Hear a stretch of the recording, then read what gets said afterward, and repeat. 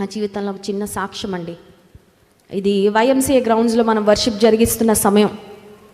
మా తండ్రి గారు చాలా సివియర్ ఆస్తమా ఉండేది. మా తండ్రి గారికి కొన్ని వ్యాధులు వంశపారంపర్యంగా వస్తాయి, జెనెటిక్గా మనకి సంక్రమిస్తూ ఉంటాయని డాక్టర్స్ కూడా చెప్తా ఉంటారు.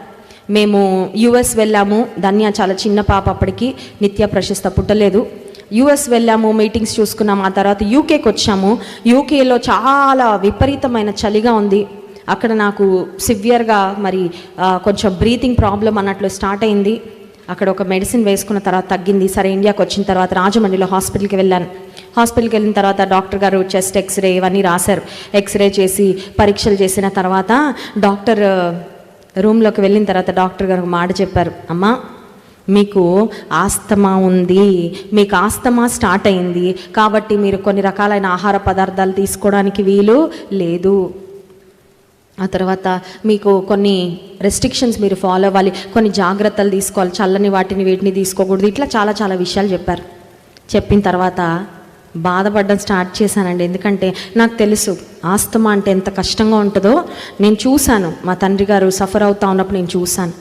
అందుకని బాధపడ్డాను. ఇంతకీ మరి హాస్పిటల్లో మెడిసిన్స్ తీసుకొని నేను హాస్పిటల్లో బయటకు వచ్చేసే సమయంలో ఒక పేపర్ ఇచ్చారండి. ఆ పేపర్లో ఏమనుందంటే ఆస్తమా ఉన్నవారు ఏం తినచ్చు, ఏం తినకూడదు అని రాసి వెనక వైపు ఏమని రాశారంటే ఆస్తమా ఉన్నవాళ్ళు కూడా పాటలు పాడచ్చు అని రాశారు. అంటే ఏంటన్నమాట, ఆస్తమా ఉన్నవాళ్ళు పాటలు పాడడం కష్టం, ఎందుకంటే వాళ్ళు ఊపిరి బ్రెత్ కంట్రోల్ కష్టం కాబట్టి, బ్రెత్లెస్ అవుతూ ఉంటారు కాబట్టి.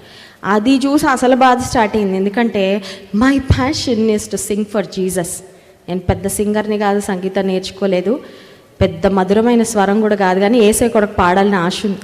అది చదివిన తర్వాత ప్రార్థన చేసుకోవడం ప్రారంభించదేవా, ఇదేంటయ్యి ఇలా అంటున్నారు, ఆస్తమా ఉంటే పాడడం కొంచెం కష్టం, కానీ పలానా మీరు చేస్తే పాడొచ్చు, మీరు కూడా ఏం పర్వాలేదు అంటున్నారని మరి కొంత కృంగుదలగానే ఉన్నానండి. ఇంతలోపల ఆదివారం ఆరాధన వైఎంసీఏ గ్రౌండ్స్లో జరుగుతూ ఉంది. ఆ రోజు ఆత్మీయ తండ్రి గారు దేవుని వాక్యాన్ని అందించారు. అందించిన తర్వాత ఆత్మీయ తండ్రి గారు ఒక మాట అన్నారు. ఏమనంటే, మీలో ఎవరికి స్వస్థత కావాలో, ఎక్కడ స్వస్థత కావాలో అక్కడ మీరు చేయి పెట్టుకోండి అని చెప్పారు. చేయి పెట్టుకోండి అని చెప్పగానే లంగ్స్లోనే కదా ఊపిరితిత్తుల సమస్య అంటే లంగ్స్ దగ్గర, ఇక్కడ గుండె మీద ఇక్కడ చేయి పెట్టుకున్నా. దైవజనులు ప్రార్థన చేస్తూ ఉండగా విశ్వాసంతో ఆ ప్రార్థనలో ఏకీభవించా. ఆ రోజు నుండి ఈ రోజు వరకు ఆస్తమా లేదండి. దేవుని నామానికి మహిమ కలుగును గాక. డాక్టర్ నిర్ధారించాడు అంతే.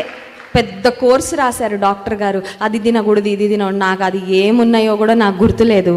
By the grace of God, for the glory